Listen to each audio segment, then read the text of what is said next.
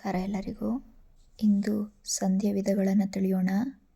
ಸಂಧಿಯಲ್ಲಿ 2 ವಿಧಗಳು: ಕನ್ನಡ ಸಂಧಿ, ಸಂಸ್ಕೃತ ಸಂಧಿ. ಕನ್ನಡ ಸಂಧಿಯಲ್ಲಿ 2 ವಿಧಗಳು: ಸ್ವರ ಸಂಧಿ, ವ್ಯಂಜನ ಸಂಧಿ. ಸಂಸ್ಕೃತ ಸಂಧಿಯಲ್ಲಿ 2 ವಿಧಗಳು: ಸ್ವರ ಸಂಧಿ, ವ್ಯಂಜನ ಸಂಧಿ. ಮೊದಲನೇದಾಗಿ ಕನ್ನಡ ಸಂಧಿಯ ಎಂದರೇನು ಅಂತ ತಿಳಿಯೋಣ.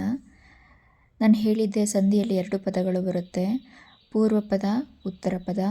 ಮೊದಲನೆಯ ಪದ ಪೂರ್ವ ಪದ, ಎರಡನೆಯ ಪದ ಉತ್ತರ ಪದ.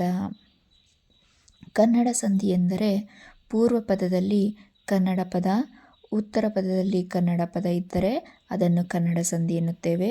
ಅಥವಾ ಪೂರ್ವ ಪದ ಸಂಸ್ಕೃತ ಪದ, ಉತ್ತರ ಪದ ಕನ್ನಡ ಪದ ಆಗಿದ್ದರೂ ಸಹ ಅದನ್ನು ಕನ್ನಡ ಸಂಧಿ ಎನ್ನುತ್ತೇವೆ.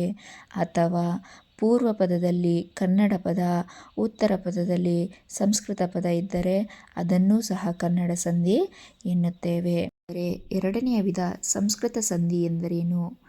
ಪೂರ್ವ ಪದ, ಉತ್ತರ ಪದ ಎರಡರಲ್ಲೂ ಸಂಸ್ಕೃತ ಪದಗಳೇ ಇರಬೇಕು.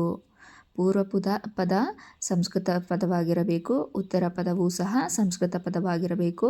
ಎರಡೂ ಪದಗಳು ಸಂಸ್ಕೃತ ಪದಗಳಿಂದ ಕೂಡಿದರೆ ಮಾತ್ರ ಅದು ಸಂಸ್ಕೃತ ಸಂಧಿ ಎನಿಸುತ್ತದೆ. ಧನ್ಯವಾದಗಳು.